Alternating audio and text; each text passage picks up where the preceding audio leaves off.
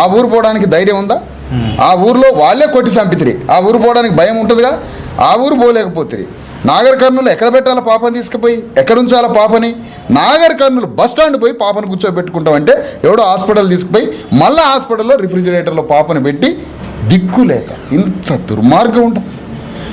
పంచాయతీ అయిపోయి పోలీస్ స్టేషన్కి వచ్చి స్టేట్మెంట్ రికార్డ్ చేసి దానం చేసుకోమని చెప్తే ఈ అర్ధరాత్రి 2 గంటలకి మేము ఎక్కడ పోవాలా? 3 గంటలకి మళ్ళా బస్ స్టాండ్కి పోయి పాపను తీసుకొని పోయి బస్ స్టాండ్లో శవాన్ని పెట్టుకొని ఎవడన్నా కూర్చుంటాడా? మళ్ళీ గవర్నమెంట్ హాస్పిటల్ పోయి మళ్ళీ రిఫ్రిజిరేటర్లో శవాన్ని పెట్టి మళ్ళీ పొద్దున్నే తీసుకొని దానానికి పోవాల్సి వచ్చింది. సార్ అది అట్లా ఉంచండి సార్.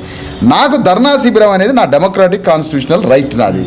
నా ప్రొటెస్ట్ రైట్ని వయలెంట్ చేసిండ్రు, శిబిరాన్ని కూల్చిండ్రు. వీళ్ళకి ప్రొటెక్షన్ లేదు. ఉల్టా మళ్ళీ సంపినోడే సంతాపం ప్రకటించినట్టుగా కొట్టినోడే వాడు మళ్ళీ ఏదో ధర్నా ర్యాలీ అంటాడు. ఈ 2 ర్యాలీల మధ్య 140 చేసి భయభ్రాంతులకు గురి చేసిన వాతావరణంలో నేను ఈ ఫ్యామిలీ మెంబర్స్ని కార్లో వేసుకొని నా కార్యకర్తల సైన్యంతో నేను ఇక్కడికి తీసుకొని వచ్చాను. రాగానే నేను డీజీపీ గారికి ఇక్కడ వెంటనే రావడమే ప్రెస్ వాళ్ళని పిలిపించిన డీజీపీ గారు నా దగ్గరే ఉన్నారని చెప్పిన. అక్కడ డిఎస్పీకి ఏం చెప్పినా, నాగర్ కర్నూలు డీజీపీ, మీరేమైనా అసౌకర్యానికి గురైతే నేను వీళ్ళని తీసుకురావడం. అఫ్కోర్స్ మీ అండర్లో ఏం లేరు, మీ అండర్లో ఉండేనా రైట్ కూడా ఏం లేదు. వాళ్ళు బాధితులు ఏదో అప్లికేషన్ పెట్టిండ్రు అంతేగాని వాళ్ళ అండర్లో ఏమైనా ఉన్నారా? వాళ్ళకి తెలవకుండా తీసుకుపోవడానికి? వాళ్ళు ఇండివిజువల్స్, వాళ్ళ అండర్లో ఏం లేరు కదా. అయితే రెండో విషయం ఏంటంటే, ఆ పరిస్థితుల్లో నుంచి నాకు ధర్నా చేయడానికి శిబిరం లేదు, వీళ్ళకి సెక్యూరిటీ లేదు, ఉల్టా 144 సెక్షన్ క్రియేషన్ జరుగుతుంది, పోలీసు నుంచి ప్రొటెక్షన్ లేదు.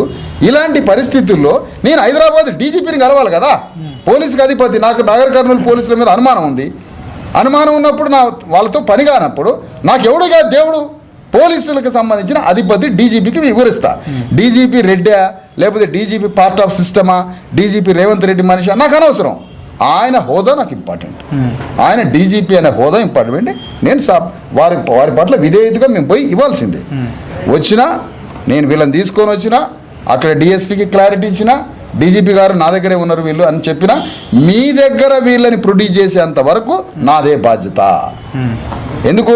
నేను బాధ్యత గల హైకోర్టు అడ్వకేట్ని, బీసీఎస్సీ ఎస్టీ జేఏసీ చైర్మన్ని, ఒక రాజకీయ పార్టీకి రాష్ట్ర అధ్యక్షుడిని. నేను ఒక బాధ్యత గల మనిషిని, ఒక 20 ఏళ్ల ఉద్యమంలో ఉన్నటువంటి వ్యక్తి నేను. అంటే ఇప్పుడు డైరెక్ట్గా మీరు అన్ని అర్హతలు ఉన్నా కూడా పోలీసు బాధితుల ప్రొటెక్షన్ ఇవ్వాల్సింది, అక్కడ ఫెయిల్యూర్ అయిందా? 100% ఫెయిల్యూర్. అంటే డీజీపీని క్వశ్చన్ చేయలేదా మీరు? డీజీపీ దగ్గర పోయి చెప్పింది అదే అంటున్నా.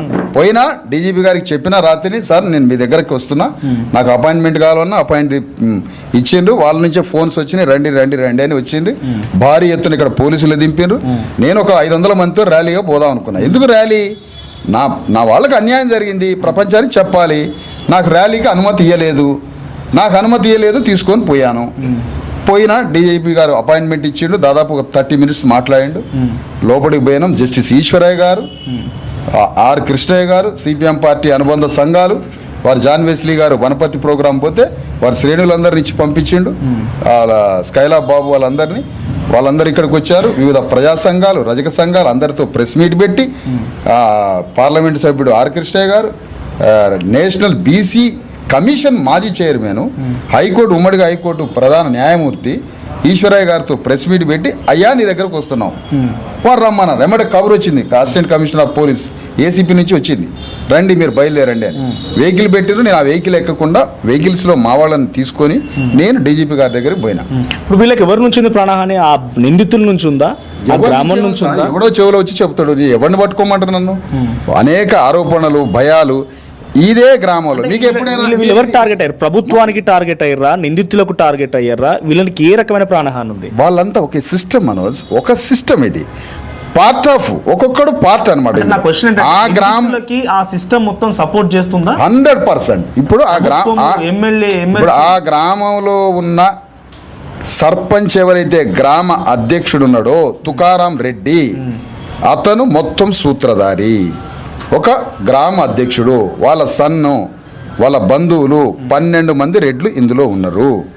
నేనేమంటున్నానంటే వీళ్ళందరూ 12 మంది ఇంకా పోతుంటే దానికి జాయింట్ కూడా అనేక మంది క్రైమ్ ఇన్వాల్వ్ అవుతుంది కదా, దాని ప్రభావం ఎంతమంది మీద ఉంటుంది? దాని మీద ఉంటుంది. వాళ్ళందరినీ తీసుకొని డీజీపీ గారి దగ్గర పోయినాక వారు టైం ఇచ్చారు, కూర్చున్నారు. పరిస్థితులన్నీ అడిగారు, నేను వివరించిన వీళ్ళందరికీ పరిస్థితులని. సార్ మరి ఇది పరిస్థితి, మాకు మీ నాగర్ కర్నూలు పోలీసులు మేము నమ్మలేకపోతున్నాం, వారు మాకు ఏం న్యాయం చేసేటట్లేదు. ఎట్లా అంటే మరి మర్డర్ కేసు పెట్టాలంటే పోస్ట్ మార్టం రిపోర్ట్ రావాలంటే నేను ఇదే చెప్పిన, చైల్డ్ సైకాలజిస్టులు వస్తే కానీ అది బ్లేడ్లు పెట్టుకొస్తే ఏం తేలదు, గాయాలు లేవు, బొక్కల మీద చర్మం మీద అవయవాల మీద ఏం ఉండదు, తేలదు. వారి కాళ్ళతోటి ఇట్లా జరిపితే వణికిపోతారు, టెర్రర్ అవుతారు లోపల, వాళ్ళకి లాంగ్వేజ్ ఉండదు. పిల్లలకి ఎందుకు భయపడుతున్నారు, ఎందుకో చిన్న దాదాపు 10-12 ఏళ్ల వరకే లాంగ్వేజ్ ఉండదు ఏమి. కాబట్టి మర్డర్ కేసు నమోదు చేయండి అని చెప్పారు. అట్రాసిటీ అంటే ఆ అమ్మాయి వాళ్ళ పేరెంట్స్లో ఒక పార్ట్ వేరే ఉంది, సాదుకున్న వాళ్ళు ఏదో టెక్నికల్గా చెప్పారు. మీకు అది నిజమా అనేది పక్కన పెట్టండి, ముందు SC/ST అట్రాసిటీ కేసు పెట్టండి, అది విచారణలో తేలిపోతుంది. లేదు ఇంకో కోడలు ఎస్సీ అన్నారు కదా, ఇద్దరిని కొట్టారు కదా. ఇప్పుడు ఇద్దరు కోడళ్ళు అండి, కొడుకులు ఎస్సీ అమ్మాయిలు చేసుకున్నారు, కోడళ్ళు అంటే కొడుకులు చేసుకున్నారు, కోడళ్ళు ఇది కూతుర్లు కూడా చేసుకున్నారు.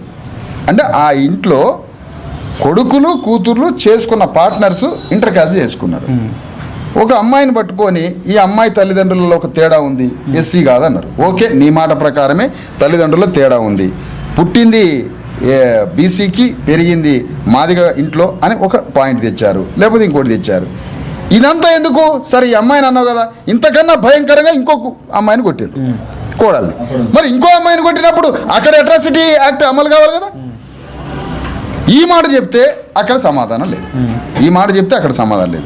సో మనం టెక్నికల్గా మాట్లాడుకుందాం. మెయిన్ పాయింట్ సార్, మహిళల్ని కొడితే అబ్యూజింగ్ ఎందుకు పెట్టలేదు? BNS ఎంత 74 ఆ యాక్ట్ పెట్టాలి సెక్షన్. ఏం వీళ్ళు అంత అలుసా అంటే సాకలోళ్ళ మీద కడితే మహిళా చట్టాలు, మహిళా సెక్షన్స్ సాకలోళ్ళని కొడితే ఉండవా? రెడ్లని కమ్మోళ్ళని కొడితేనే ఉంటాయా చట్టాలు? రాత్రి ప్రపంచమే ఉలిక్కి పడేటట్టు చేశారుగా దిశ. మరి ఇక్కడ పాప చచ్చిందిగా, ఇక్కడ ఏం ఉండదా చట్టం? అంటే దళితులకు ఒకటి, బీసీలకు ఒకటి, ఓసీలకు ఒకటి, కులానికి ఒక చట్టమా? కులానికి ఒక చట్టం తీసేసిండు కదా. ఇండియన్ గవర్నమెంట్ వచ్చినాక కులానికి ఒక చట్టం కాదు కదా. ఇండియన్ గవర్నమెంట్ కాన్స్టిట్యూషన్ రాకముందు కులానికి ఒక చట్టం ఉన్నది. సరే, డీజీపీ గారు చెప్పారు సార్, చెప్పినాక డీజీపీ గారు ఇచ్చిన హామీ పట్ల మేము సంపూర్ణంగా తృప్తిగా లేము. ఏమన్నారు వారు? మేము పరిశీలిస్తాము, విచారిస్తాము, తప్పకుండా న్యాయం చేస్తాం అన్నారు. ఈ 3 మాటలు. సో టెక్నికల్ అంశాలు మాట్లాడుకుందాం. కానీ ఈ మాటలు లైవ్ లో కామెంట్ వచ్చింది, మోహన్ రెడ్డి అంటే ఎవరు, మీరు రాజకీయం చేస్తున్నారు అని అంటున్నాడు. సో బీఆర్ఎస్, బీజేపీ, జాగృతి అందరూ వచ్చేయడం మూలంగా ఇది రాజకీయం అయిందా? రాజకీయ రంగు పులుముకుందా? ఇక్కడ వాళ్ళకి న్యాయం అనేది రాజకీయంగా తిరుగుతున్నదా? రాజకీయం means what is the define? రాజకీయం అంటే పొలిటికల్ పార్టీలు అన్ని డిఫైన్ చేయాలి. నాకు రాజకీయం అంటే డిఫైన్ చేయండి. ఏంటి రాజకీయం నిర్వచనం ఏంటి? పొలిటికల్ పార్టీలు అన్ని వచ్చి కాంగ్రెస్ పార్టీని అనడము, లేకుంటే ఎమ్మెల్యేని అనడము. ఇక్కడ గతంలో ఇదే రకంగా కొంతమంది దళితులు. మాది రాజకీయం కాదు, కానీ దొంగలు తప్పించుకునేది వాంది క్షుద్ర రాజకీయం. తప్పించుకునే ముఠ ఈరోజు అన్ని పార్టీలు కలిసి అక్కడ ఏం చేసిండ్రు? మల్లు రవిని పార్లమెంట్కి పంపించిండ్రు. ఎందుకు పంపించిండు? కాన్స్టిట్యూషన్ భారతదేశంలో ఒక 80 ఎస్సీ నియోజకవర్గం, 540లో 80 ఎస్సీ నియోజకవర్గం, పార్లమెంట్ నియోజకవర్గాలు. ఎందుకు 80 ఎస్సీ నియోజకవర్గాలు? మీ నియోజకవర్గంలో ఎస్సీ ప్రజల్ని రక్షించడానికే మల్లు రవిని పార్లమెంట్కి పంపారు. ఎస్సీ ప్రజల్ని రక్షించడం కోసమే మల్లు రవిని పార్లమెంట్కి పంపారు. ఇప్పుడు మల్లు రవి ఎస్సీని రక్షిస్తాడా? ఇవాళ ధర్నా ఏం చేసిండు? పోయి రెడ్లకు అనుకూలంగా, కొట్టినోడికి అనుకూలంగా, చంపిన రెడ్లకు అనుకూలంగా పోయి ర్యాలీ చేసిండు మల్లు రవి. ఇదే చాకలి కులంలో పుట్టిన షాద్నగర్ ఎమ్మెల్యే ఎవరు? వీర్లపల్లి శంకర్. రెడ్లకు అనుకూలంగా పోయి ర్యాలీ చేసిండు. గ్రామంలో ఏం జరుగుతున్నది? ఒక గ్రామంలో ఓట్లు కొనంగా మీరు చూసినారు. 5,000, 10,000, 3,000, 2,000 ఓట్లు కొనే గ్రామాలు చూసినారు. కానీ వీళ్ళ పక్షాన ఉండకుండా రెడ్ల పక్షాన ఉండడానికి ఊరినే కొనేసారు అటన. కొంతమంది మాకు సంబంధించిన మా ఉద్యమ కార్యకర్తలు, మా వాళ్ళు ఉంటే వాళ్ళ మీద బెదిరింపులు. అయినా నేను అడుగుతున్నా, పోయిన జాతరలో ఏం చేసిండ్రు? అంతకుముందు జాతరలో ఏం చేసి జాతరకు ఒక అటాక్ చేసిండ్రు వాళ్ళు. మీరు అదే మీ జర్నలిజము. అక్కడికి పోయిన సంవత్సరం జాతరలో ఒకరిని అటాక్ చేశారు, ముదిరాజుని. అంతకుముందు జాతరలో ఒకరిని అటాక్ చేశారు. రెగ్యులర్ అఫెండర్ని ఏం చేయాలా? ఏం యాక్ట్ పెట్టాలా? రౌడీ షీటర్ ఓపెన్ చేయాలి. రౌడీ షీటర్లు ఎవరిని ఓపెన్ చేస్తారు రాష్ట్రంలో? మాలోళ్ళని, మాదిగోళ్ళని, ఎస్సీలని, బీసీలని రౌడీ షీటర్లు ఓపెన్ చేస్తారు. అగ్రకులాలకి రౌడీ షీటర్లు ఓపెన్ కావు. మేము రౌడీ షీటర్లం అన్నట్టు. మేము రౌడీ షీటర్లం. అందుకని మేమేమంటున్నామంటే ఆ పరిస్థితుల్లో ఆ గ్రామంలో ఆ పార్లమెంటు సభ్యుడు ఆ వీర్లపల్లి శంకరు వీళ్ళంతా ఈ రాష్ట్రంలో ఉన్నటువంటి డిప్యూటీ సీఎం రేవంత్ రెడ్డి మీదనే ఫోకస్ పోతుంది. ఎస్, రేవంత్ రెడ్డి తన ధర్మాన్ని తను నిర్వర్తిస్తున్నాడు. రేవంత్ రెడ్డి ఏంటి, తన రెడ్డి జాతిని రక్షించుకునే ధర్మంలో రేవంత్ రెడ్డి ఉన్నాడు. Very good. మరి మల్లుబట్టి విక్రమార్క షెడ్యూల్ కాస్ట్ కదా, నీ కులాన్ని నువ్వు రక్షించుకుంటున్నావా, నీ దళితులను నువ్వు రక్షించుకుంటున్నావా? ఇప్పుడు రేవంత్ రెడ్డి వాళ్ళు రక్షిస్తున్నారు అనేటువంటి అనుమానం ఉందా మీకు? రేవంత్ రెడ్డి వాళ్ళని రక్షిస్తున్నాడనా?